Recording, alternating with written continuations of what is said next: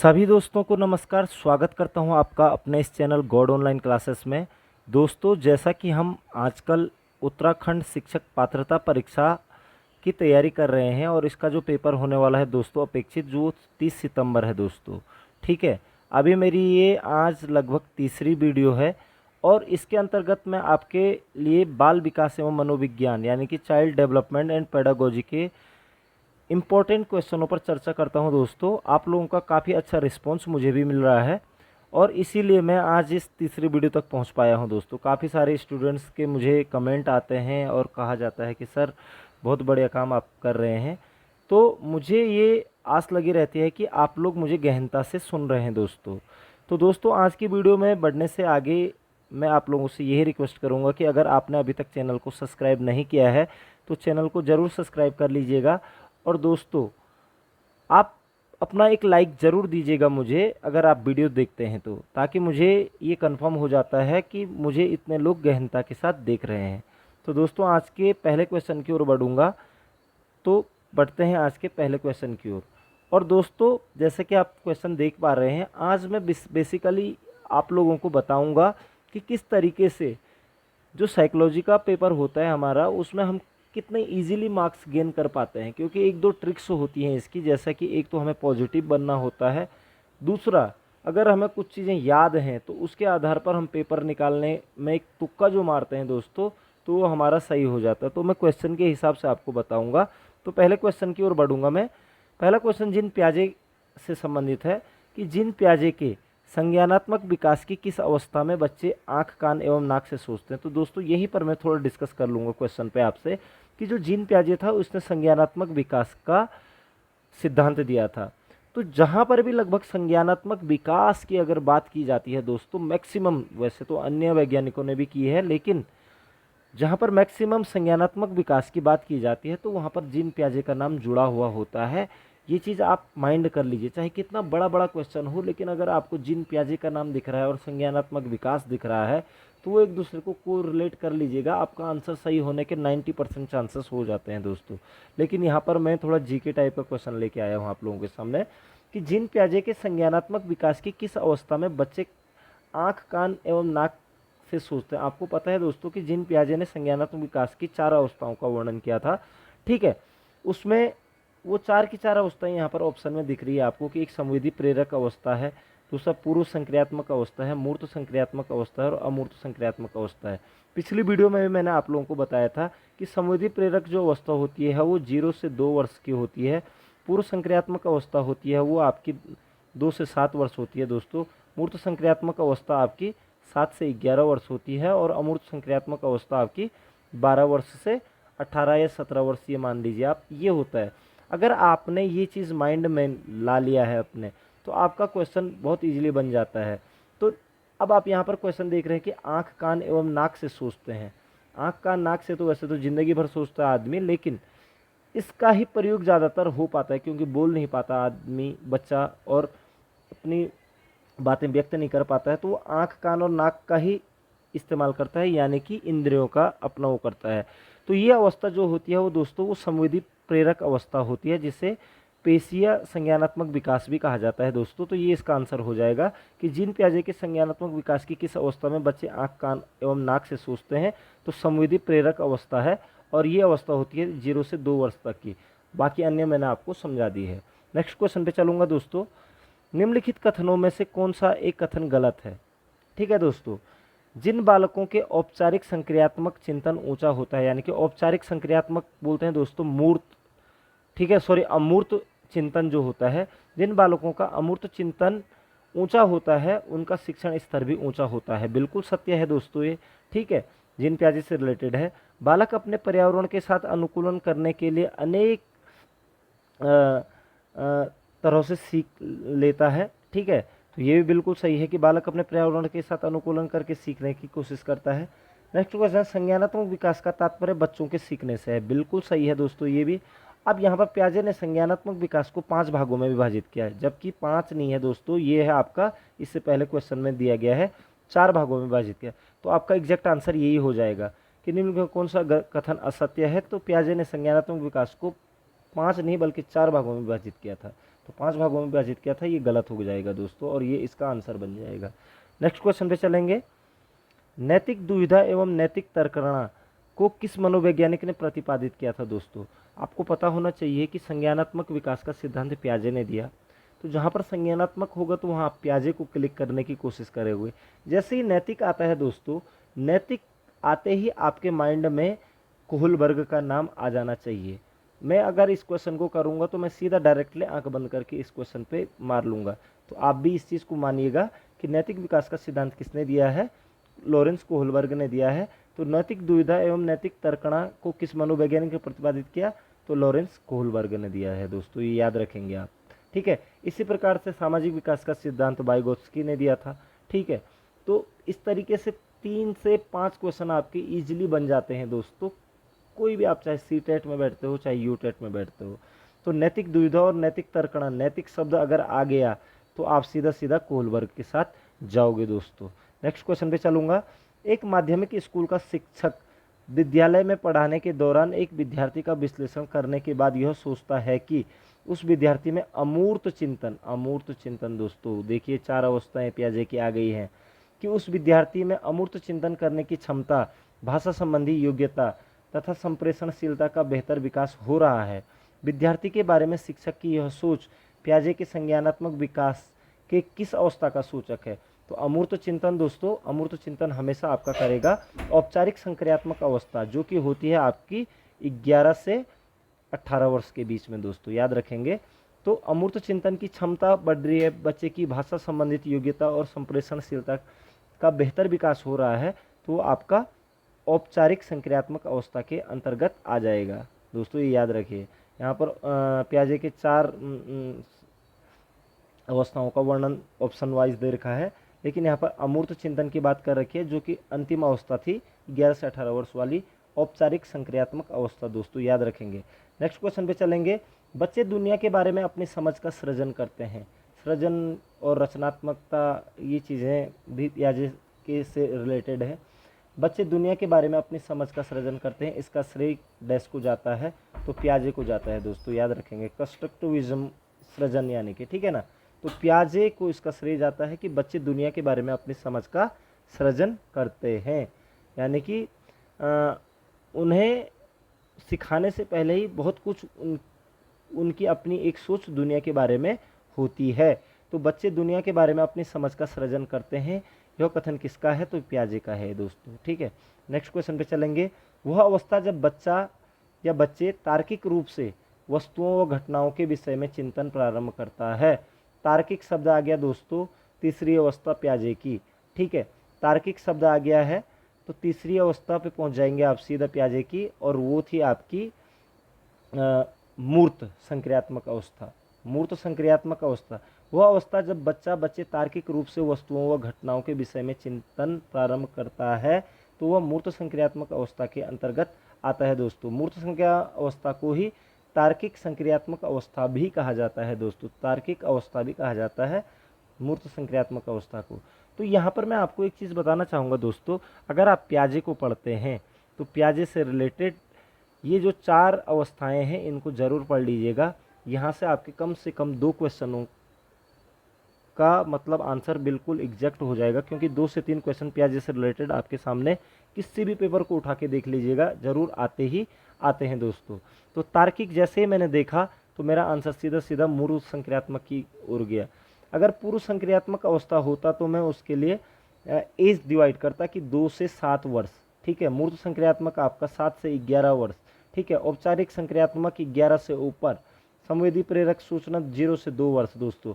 तो यहाँ पर अगर आप इस तरीके से इसको याद कर लेते हैं तो आपके क्वेश्चन ईजिली बहुत तरीके से बन जाते हैं दोस्तों। नेक्स्ट क्वेश्चन पे चलेंगे। एक बच्ची को उसके पिता चहलकदमी करा रहे थे। बच्ची जानती थी कि चिड़िया जैसी चीज़ें होती हैं, परंतु उसने कभी पतंग को नहीं देखा था। पतंग को देखकर उसने कहा चिड़िया को तो देखो। उसके पिता ने कहा यह एक पतंग है, यह उदाहरण दिखता है। तो उसने पतंग और चिड़िया को एक जैसा माना दोस्तों, ठीक है ना। यहाँ पर ऑप्शन आ रहे हैं कि सम्मिलन, समायोजन, संरक्षण और वस्तु का प्रदर्शन। तो यहाँ पर इसका एग्जैक्ट आंसर हो जाएगा दोस्तों सम्मिलन किया है उसने। पतंग और चिड़िया को उसने एक जैसा मानते हुए उनका सम्मिलन किया है, ठीक है दोस्तों। तो ये इसका आंसर हो जाएगा कि यह उदाहरण दिखता है कि पतंग और चिड़िया एक जैसी हो रही है आकाश में उड़ते समय, तो ये सम्मिलन कर रही है वो, ठीक है ना दोस्तों। नेक्स्ट क्वेश्चन पे चलेंगे। घटना और वस्तुओं के बारे में एक बच्चा तार्किक रूप, देखो दोस्तों मैं वहाँ पर गोल कर दे रहा हूँ, अभी इससे पहले भी क्वेश्चन आया था। घटना और वस्तुओं के बारे में एक बच्चा तार्किक रूप से सोच सकता है, प्याजे के चरणों के संबंध में सही कथन है। दोस्तों यहाँ पर एग्जैक्टली आपको इससे पहले वाला क्वेश्चन क्लियर याद आ गया होगा। कोई भी क्वेश्चन होता है उसमें एक या दो वर्ड, क्योंकि इतने लंबे लंबे क्वेश्चन आते हैं सी टेट में या यू टेट में कि क्वेश्चन पढ़ करके आंसर मतलब समझ ही नहीं आता है। लेकिन अगर आपने एक दो वर्ड पकड़ लिए कि यहाँ पर मैंने तार्किक रूप पकड़ लिया, तो मैं सीधा सीधा आपका पहुँच गया 7 से 11।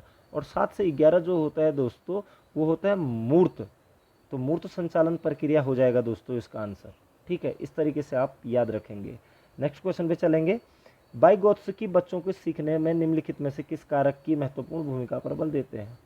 तो वाइगोत्स्की का सामाजिक विकास का सिद्धांत, तो ऑप्शन सीधा सीधा ए नंबर आंसर आ जाएगा दोस्तों आपका।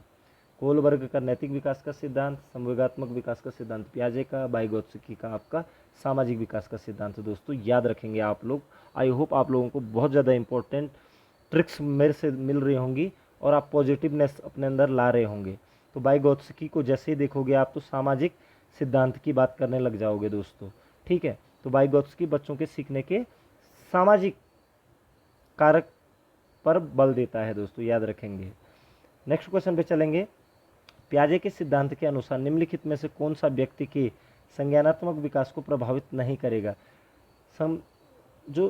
आपका संज्ञानात्मक विकास को जो प्रभावित नहीं करता है वो होता है दोस्तों, देखो भाषा करती है, परिपक्वन करता है, क्रियाकलाप करते हैं, लेकिन सामाजिक अनुभव जो होते हैं वो आपके संज्ञानात्मक विकास को प्रभावित नहीं करते हैं दोस्तों उतने ज़्यादा, ठीक है। तो सामाजिक अनुभव संज्ञानात्मक विकास को कभी भी प्रभावित नहीं करते हैं अकॉर्डिंग टू जीन पियाजे, ठीक है दोस्तों। नेक्स्ट क्वेश्चन पे चलेंगे। अमूर्त वैज्ञानिक चिंतन के लिए क्षमता का विकास निम्नलिखित अवस्थाओं में से एक विशेषता है। अब यहाँ पर अमूर्त वैज्ञानिक चिंतन आ गया दोस्तों। अमूर्त का मतलब औपचारिक, औपचारिक आपको दिख रहा है ऑप्शन नंबर बी, ठीक है। अमूर्त वैज्ञानिक चिंतन के लिए क्षमता का विकास निम्नलिखित अवस्थाओं में से किसकी एक विशेषता है? औपचारिक संक्रियात्मक अवस्था, जो कि आपका 12 से 18 वर्ष के बीच तक होती है दोस्तों। इससे पहले मूर्त आ रहा था तो वो 7 से आपका था, तो इसलिए मैं आपको कह रहा हूँ कि 4 अवस्थाएं पियाजे की पढ़ लीजिए, एक क्वेश्चन आपका इजीली तैयार हो जाएगा। तो अमूर्त वैज्ञानिक चिंतन दोस्तों, अमूर्त वैज्ञानिक चिंतन को आपका औपचारिक संक्रियात्मक अवस्था भी कहा जाता है दोस्तों। नेक्स्ट क्वेश्चन पे चलेंगे। अध्यापिका ने ध्यान दिया कि पुष्पा अपने आप किसी एक समस्या का समाधान नहीं कर सकती है, फिर वह एक वयस्क या साथी के मार्गदर्शन की उपस्थिति में ऐसा करती है, यानी कि किसी की हेल्प लेती है। इस मार्गदर्शन को कहते हैं पार्श्वकरण, पूर्व क्रियात्मक चिंतन, समीपस्थ विकास का क्षेत्र और सहारा देना। यानी कि वो सहारा ले रही है दोस्तों, तो ऑप्शन नंबर डी इसका आंसर हो जाएगा, क्योंकि वो अपने द्वारा नहीं कर रही बल्कि किसी की सहायता ले रही है। इट मीन्स वो सहारा ले रही है दोस्तों, तो इसका आंसर सहारा देना हो जाएगा। नेक्स्ट क्वेश्चन पे चलेंगे। वाइगोत्स्की के अनुसार समीपस्थ विकास का क्षेत्र है। अब इस तरीके के क्वेश्चन आपको थोड़ा से, आप अगर वाइगोत्स्की को पढ़ोगे तो वहाँ पर आपको समीपस्थ विकास क्या है ये पढ़ना जरूरी है। तो समीपस्थ विकास यही होता है दोस्तों कि जो आदमी खुद करता है और जो समाज के द्वारा किया जा रहा होता है उसके बीच में डिफरेंस जो होता है उसको ही समीपस्थ विकास कहा जाता है, ठीक है। तो वाइगोत्स्की के अनुसार समीपस्थ विकास का क्षेत्र है कि बच्चे के द्वारा स्वतंत्र रूप से किया जा सकने वाला तथा सहायता के साथ करने वाले कार्य के बीच अंतर, जो सहायता लेकर के वो कार्य करती है और जो वो स्वयं करती है उसके बीच में क्या अंतर होता है, उसे ही आप समीपस्थ विकास का क्षेत्र कहते हैं दोस्तों, याद रखेंगे। समीपस्थ विकास का क्षेत्र क्या होता है? जो स्वयं कर सकते हैं और जो सहायता के द्वारा किया जाता है, उन दोनों कामों के बीच में जो अंतर करते हैं बच्चे, उसे ही वाइगोत्स्की ने समीपस्थ विकास का क्षेत्र कहा है दोस्तों, समीपस्थ विकास का क्षेत्र दोस्तों। तो आई होप आपको ये क्वेश्चन भी क्लियर हो गया होगा दोस्तों। नेक्स्ट क्वेश्चन पे चलूँगा। वाइगोत्स्की के अनुसार बच्चे स्वयं से क्यों बोलते हैं? दोस्तों वाइगोत्स्की के अनुसार बच्चे स्वयं से क्यों बोलते हैं, ठीक है, कि बच्चे अपने प्रति वयस्कों का ध्यान आकर्षित करने के लिए बोलते हैं, ऐसा कुछ भी नहीं है। बच्चे स्वभाव से बहुत बातूनी होते हैं, ये बात तो है, लेकिन ये इसके लिए नहीं है कि बच्चे इसलिए अपने आप बात करते हैं। बच्चे अहम केंद्रित होते हैं, बच्चे अहम केंद्रित होते हैं, ये पियाजे ने कह दिया है दोस्तों।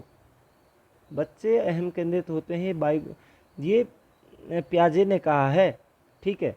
और बच्चे अपने कार्य को दिशा देने के लिए बोलते हैं, तो यही बात वाइगोत्स्की ने कही है कि बच्चे स्वयं से इसलिए बोलते हैं क्योंकि वो अपने कार्य को दिशा देने के लिए ही बात करते हैं, कि ताकि उनका कार्य अच्छे से आगे बढ़ सके। और यही अंतर है भाषा के क्षेत्र में, जो वाइगोत्स्की ने कहा था भाषा विकास में, और चाहे वो पियाजे ने कहा था। पियाजे ने यही बात बोली थी कि बच्चे अपने आप से अहम केंद्रित होते हैं, इसलिए वो बोलते हैं। और वाइगोत्स्की ने क्या कहा था कि अपने कार्य को दिशा देने के लिए बोलते हैं। तो आई होप आप लोगों को समझ आ गया होगा। अब यहाँ पर क्वेश्चन अगर ये आ जाता है कि पियाजे के अनुसार बच्चे स्वयं से क्यों बोलते हैं, तो आप आंसर दोगे कि बच्चे अहम केंद्रित होते हैं। लेकिन वाइगोत्स्की के अनुसार बच्चे क्यों बोलते हैं, तो आप कहेंगे कि बच्चे अपने कार्य को दिशा देने के लिए बोलते हैं दोस्तों। तो आई होप आपको क्वेश्चन क्लियर हो गया। नेक्स्ट क्वेश्चन पे चलूंगा दोस्तों। विचार न केवल भाषा को निर्धारित करते हैं बल्कि उसे आगे भी बढ़ाते हैं, यह विचार किसके द्वारा रखा गया था। तो विचार न केवल भाषा को निर्धारित करते हैं बल्कि उसे आगे भी बढ़ाते हैं दोस्तों, जीन पियाजे का ये क्वेश्चन था। आज मैंने विशेषकर आप लोगों के सामने जीन पियाजे, वाइगोत्स्की, कोहलबर्ग को ही परिभाषित किया है, ताकि आप थोड़ा सा डिफरेंस ला सकें और अपने आप को सुदृढ़ बना सकें। तो विचार न केवल भाषा को निर्धारित करते हैं बल्कि उसे आगे भी बढ़ाते हैं, यह विचार पियाजे का है। आप इसको कॉपी में नोट डाउन भी कर सकते हैं, क्योंकि ये याद करने वाला पॉइंट आ जाता है। नेक्स्ट क्वेश्चन पे चलेंगे। वाइगोत्स्की के अनुसार, फिर वाइगोत्स्की आ गया, सीखने को पृथक नहीं किया जा सकता। तो वाइगोत्स्की ने किस चीज़ का कार्य किया था, सामाजिक विकास का सिद्धांत दिया। तो सामाजिक जहाँ दिखेगा दोस्तों, तो वहाँ आपका आंसर हो जाएगा, उसने सामाजिक संदर्भ से। वाइगोत्स्की के अनुसार सीखने को पृथक नहीं किया जा सकता है, उसके सामाजिक संदर्भ से अलग नहीं किया जा सकता है दोस्तों, ठीक है। सीखने को सामाजिक संदर्भ से अलग नहीं किया जा सकता है अकॉर्डिंग टू वाइगोत्स्की, क्योंकि वाइगोत्स्की ने सामाजिक विकास का सिद्धांत दिया था। तो दोस्तों अब आपको लग रहा होगा कि कितना इजी है और हम किस तरीके से क्वेश्चनों को गलत किया करते थे। तो इसी बात पे दोस्तों, अगर आपने अभी तक चैनल को सब्सक्राइब नहीं किया है तो प्लीज़ ज़रूर चैनल को सब्सक्राइब कीजिएगा, और नई वीडियोज़ में और भी अच्छी अच्छी ट्रिक्स जानने की कोशिश करेंगे। नेक्स्ट क्वेश्चन पे चलेंगे। लेव वाइगोत्स्की के अनुसार संज्ञानात्मक विकास का मूल कारण है। वाइगोत्स्की के अनुसार संज्ञानात्मक विकास का मूल कारण है लेव वाइगोत्स्की सामाजिक विकास, सामाजिक अन्योन्य क्रिया। दोस्तों एग्जैक्टली याद रख लेंगे, क्योंकि लेव वाइगोत्स्की सामाजिक विकास का सिद्धांत, और यहाँ पर सामाजिक शब्द एक जगह पे दिख रहा है हमें, ये इसका आंसर हो जाएगा। लेव वाइगोत्स्की के अनुसार संज्ञानात्मक विकास का मूल कारण है सामाजिक अन्योन्य क्रिया, ठीक है दोस्तों। नेक्स्ट क्वेश्चन पे चलेंगे। आप अगर 3 ऑप्शनों में देखोगे सामाजिक शब्द कहीं नहीं दिखेगा आपको। इस तरीके से क्वेश्चनों को सॉल्व किया जाता है दोस्तों। नेक्स्ट क्वेश्चन पे चलेंगे। कोहलबर्ग के अनुसार, अब कोहलबर्ग आ गया दोस्तों, तो कोहलबर्ग का नैतिक सिद्धांत है। कोहलबर्ग के अनुसार शिक्षक बच्चों में नैतिक मूल्यों का विकास कर सकता है। तो अब यहाँ पर ऑप्शन है, नैतिक मुद्दों पर आधारित चर्चाओं में उन्हें शामिल करके, बिल्कुल यही हो जाएगा। अब कैसे व्यवहार किया जाना चाहिए, इस पर कठोर निर्देश देकर, ये तो नेगेटिव पॉइंट हो गया। धार्मिक शिक्षा को महत्व देकर, ये ज़्यादा अप्रोप्रिएट नहीं लग रहा है। व्यवहार को स्पष्ट बना करके, ये भी अप्रोप्रिएट नहीं लग रहा है। तो दोस्तों नैतिक मुद्दों पर आधारित चर्चाओं से ही कोहलबर्ग के अनुसार शिक्षक बच्चों के नैतिक मूल्यों का विकास कर सकते हैं, ये याद रखेंगे आप लोग। नेक्स्ट क्वेश्चन पे चलेंगे। बुद्धि का कौन सा सिद्धांत सामान्य बुद्धि जी और विशिष्ट बुद्धि एस की उपस्थिति का समर्थन करता है। तो बुद्धि के सिद्धांत बहुत सारे वैज्ञानिकों ने दिए थे। तो स्पीयरमैन का जो द्विखंड सिद्धांत था, ठीक है, उसमें एक सामान्य बुद्धि की बात की गई थी और एक विशिष्ट बुद्धि की बात की गई थी, ठीक है, उसमें अंतर बताया था। तो द्विखंड सिद्धांत स्पीयरमैन ने दिया था कि बुद्धि का कौन सा सिद्धांत सामान्य बुद्धि जी और विशिष्ट बुद्धि एस की उपस्थिति का समर्थन करता है। तो स्पीयरमैन का द्विखंड सिद्धांत। और कई बार पूछ लिया जाता है कि बुद्धि का द्विखंड सिद्धांत किसने दिया था, तो आप कहेंगे स्पीयरमैन ने। दोस्तों याद रखेंगे इस चीज़ को भी। नेक्स्ट क्वेश्चन पे चलेंगे। बालकों की सोच अमूर्तता की अपेक्षा मूर्त अनुभवों एवं प्रत्ययों से होती है, यह अवस्था है। अमूर्तता की अपेक्षा मूर्त अनुभवों की बात की गई है दोस्तों। मूर्त अनुभवों का मतलब 7 से 11 वर्ष, और 7 से 11 वर्ष का मतलब दोस्तों यानी कि 7 से 12 वर्ष, ठीक है। तो इसका मतलब यहाँ पर ऑप्शन दे दिया गया है आपको ये, ठीक है। और ये आपको पता है मूर्त संक्रियात्मक अवस्था या फिर 7 से 12 वर्ष, ठीक है। नेक्स्ट क्वेश्चन पे चलेंगे दोस्तों। सीमा हर पाठ को बहुत जल्दी सीख लेती है, जबकि लीना उसे सीखने में ज़्यादा समय लेती है। यह विकास के किस सिद्धांत को दर्शाता है, ठीक है। सीमा जल्दी सीख लेती है, लीना बाद में सीखती है। ये चीज़ें हमारी कक्षों में भी दिखता है। तो इससे हम क्या कहते हैं कि उस बच्चे की कैपेसिटी ज़्यादा है, उस बच्चे की कम है। इट मीन्स वो व्यक्तिगत गुण है उसके। तो व्यक्तिक सिद्धांत को दर्शाता है दोस्तों, ये याद रखेंगे। ठीक है, सीमा जल्दी कर लेती है, लीना बाद में करती है, तो उनकी व्यक्तिगत विशेषताएं हो। ठीक है, तो व्यक्तिगत सिद्धांत व्यक्तिक सिद्धांत पर आधारित है ये दोस्तों। नेक्स्ट क्वेश्चन पे चलेंगे। जब एक विद्यार्थी असफल होता है तो समझा जाना जाता है एक होता है असफल, बाकी सफल होते हैं। इसका मतलब ऐसे लीजिए दोस्तों, तो वही बात है कि अगर एक बच्चा असफल हो रहा है और अगले बच्चे सफल हो रहे हैं, इट मीन्स उनकी जो व्यक्तिगत विशेषताएं हैं लर्न करने की वो अलग अलग हैं। तो यहाँ पर भी सेम दोस्तों यह व्यक्तिक असफलता होगी। एक विद्यार्थी असफल होता है तो ये व्यक्तिक असफलता होगी। ये पद्धति इसमें ना तो पद्धति असफल होती है, ना ही शिक्षक असफल होता है, और ना ही पाठ्य पुस्तकें असफल होती हैं। ये चीज़ें आपको ईजी लगेंगी, लेकिन ये व्यक्तिगत असफलता है, क्योंकि एक विद्यार्थी असफल हो रहा है तो उसकी व्यक्तिगत विशेषताओं की वजह से वो असफल हो रहा है दोस्तों। नेक्स्ट क्वेश्चन पे चलेंगे। बालक में अपराधी प्रवृत्ति के विकास होने का मुख्य कारण है। बालक में जो अपराधी प्रवृत्ति का विकास होता है, ठीक है, तो इसके लिए जो मुख्य कारण है यहाँ पर ऑप्शन है परिवार का वातावरण, अनुशासनहीनता, आर्थिक अभाव और दोषपूर्ण पाठ्यक्रम। दोस्तों ऑप्शन से आपको सब चीज़ें लगेंगी, लेकिन जो सबसे ज़्यादा अप्रोप्रिएट आंसर है कि बालक में अपराधी प्रवृत्ति जो विकसित होती है वो दोस्तों परिवार के वातावरण की वजह से होती है। परिवार में उसकी हो सकती है कि परिवार के आर्थिक अभाव हो, परिवार में अनुशासनहीनता हो, परिवार का किस प्रकार का बैकग्राउंड है, परिवार किस समाज में रहता है। तो परिवार का जो वातावरण होता है दोस्तों वो बालक में अपराधी प्रवृत्ति को विकसित करने में मुख्य कारण सहायक होता है, याद रखेंगे। नेक्स्ट क्वेश्चन पे चलते हैं। बालक में तर्क की क्षमता विकसित करने के लिए आप क्या करेंगे। तर्क की क्षमता अगर हमने विकसित करनी है उसके, तो यहाँ पर ऑप्शन है सूचना खोजी प्रश्न पूछेंगे, प्रस्तुत पाठ पर पुनरावृत्ति के प्रश्न पूछेंगे, संदर्भ बदलते हुए प्रश्न पूछेंगे, या पूर्व ज्ञान से। देखिए दोस्तों, सूचना खोजी प्रश्न पूछेंगे तो उसमें वो सूचना जुटाने में रह जाएगा, वो तर्क नहीं कर पाएगा।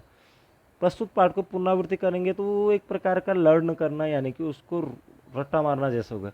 संदर्भ बदलते हुए प्रश्न पूछेंगे, यस, एक संदर्भ से दूसरे संदर्भ को बदलते हुए प्रश्न पूछेंगे तो उसके अंदर एक तर्क की भावना जरूर जागृत होगी, और यही इसका आंसर हो जाएगा। संदर्भ बदलते हुए अगर प्रश्न पूछे जाएंगे तो बालक में तर्क की क्षमता विकसित हो पाएगी। ठीक है दोस्तों, नेक्स्ट क्वेश्चन पे चलेंगे। मनोविज्ञान में सामाजिक विकास से क्या अभिप्राय है। मनोविज्ञान में सामाजिक विकास से क्या अभिप्राय है। समाज में प्रतिष्ठित स्थान बनाना, दूसरों के साथ अच्छे संबंधों का विकास करना, सामाजिक समूह बनाना। देखिए, समाज में प्रतिष्ठित स्थान बनाना ये एक अहम को जन्म देगा। सामाजिक समूह बनाना ये गुटबाजी को वो देगा, सहारा देगा। दूसरों के साथ अच्छे संबंधों का विकास, यानी कि प्रत्येक जो दूसरा आदमी है उसके साथ एक अच्छे संबंध बनाना ही मनोविज्ञान में सामाजिक विकास से अभिप्राय है दोस्तों। प्रत्येक व्यक्ति दूसरे व्यक्ति के, चाहे कोई भी है वो, उसके साथ अगर अच्छे संबंध बना रहा है तो वो सामाजिक विकास कर रहा है वो अपना। ठीक है दोस्तों, तो दूसरे के साथ अच्छे संबंधों का विकास करना ही क्या है, सामाजिक विकास से अभिप्राय है दोस्तों। नेक्स्ट क्वेश्चन पे चलेंगे। शिक्षा मनुष्य में अंतर्निहित क्षमता का परिपूर्णता में विकास करते हैं। शिक्षा मनुष्य में अंतर्निहित क्षमता का परिपूर्णता से विकास करते हैं, यह कथन किसका है। तो शिक्षा मनुष्य में परिपूर्णता से विकास करती है, यह कथन है दोस्तों स्वामी विवेकानंद का, याद रखेंगे।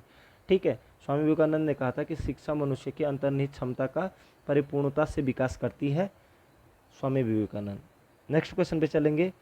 पुरुष स्त्रियों की अपेक्षा ज़्यादा बुद्धिमान होते हैं, यद्यपि यह होता नहीं है, ये इस तरीके यह कथन सही हो सकता है, बिल्कुल गलत है। लैंगिक पूर्वाग्रह प्रदर्शित करता है, बिल्कुल लैंगिक पूर्वाग्रह प्रदर्शित करता है दोस्तों ये, क्योंकि पुरुष समझ रहा है, और यही इसका एग्जैक्ट आंसर हो जाएगा कि पुरुष स्त्रियों की अपेक्षा ज़्यादा बुद्धिमान होते हैं, नहीं होते हैं दोस्तों। ये लैंगिक पूर्वाग्रह प्रदर्शित करता है, ठीक है, कि स्त्रियों से नहीं हो पाएगा ये। ठीक है, बुद्धि के भिन्न पक्षों के लिए सही है, नहीं है, ऐसा भी सही है। तो लैंगिक पूर्वाग्रह प्रदर्शित करता है, पुरुष स्त्रियों की अपेक्षा ज़्यादा बुद्धिमान होते हैं। नेक्स्ट क्वेश्चन पे चलेंगे। जिस प्रक्रिया में व्यक्ति दूसरों के व्यवहार से सीखता है, न कि प्रत्यक्ष अनुभव से, अपने अनुभव से नहीं बल्कि दूसरों के व्यवहार से सीखता है, उसे क्या कहा जाता है। तो उसे सामाजिक अधिगम कहेंगे दोस्तों। दूसरों से सीख रहा है ना, तो सामाजिक अधिगम कहा जाता है उसे, जब दूसरों के द्वारा व्यक्ति सीखता है, ना कि खुद से। ठीक है, नेक्स्ट क्वेश्चन करेंगे, बालक बालिकाएं अपने जीवन में किसी अन्य को आदर्श के रूप में स्वीकार करते हैं, किस अवस्था में? तो बालक बालिकाएं अपने जीवन में किसी अन्य को आदर्श के रूप में स्वीकार करते हैं, ये करते हैं वो दोस्तों किशोरावस्था में, एडोलसेंस, ठीक है, यानी कि जो 12 वर्ष से ऊपर की आयु होती है। किशोरावस्था में बालक बालिकाएं अपने जीवन में किसी अन्य को आदर्श के रूप में स्वीकार करते हैं दोस्तों। नेक्स्ट क्वेश्चन पे चलेंगे, मानव विकास किन दोनों के योगदान का परिणाम है? मानव जो विकास होता है दोस्तों, हमेशा वो होता है वंशानुक्रम एवं वातावरण का परिणाम होता है मानव विकास, ठीक है, कि उसका वंशानुक्रम कैसा है और उसका वातावरण कैसा है, उसी के हिसाब से मानव विकास भी अपने स्तर पर होता रहता है। तो मानव विकास किन दोनों का योगदान का परिणाम है? वंशानुक्रम एवं वातावरण का परिणाम है। तो आई होप दोस्तों आपको आज की वीडियो से बहुत कुछ सीखने को मिला होगा। अगर नहीं मिला तो एक बार पुनः मेरी वीडियो को सुनने और समझने की कोशिश कीजिएगा, आपको ज़रूर मिलेगा दोस्तों। आप अपने दोस्तों के साथ भी ज़रूर वीडियो को शेयर कीजिएगा। आपका समय शुभ हो। मैं आपके साथ नेक्स्ट वीडियो में इसी प्रकार से नए ट्रिक के साथ मिलूँगा। जय हिंद, जय भारत।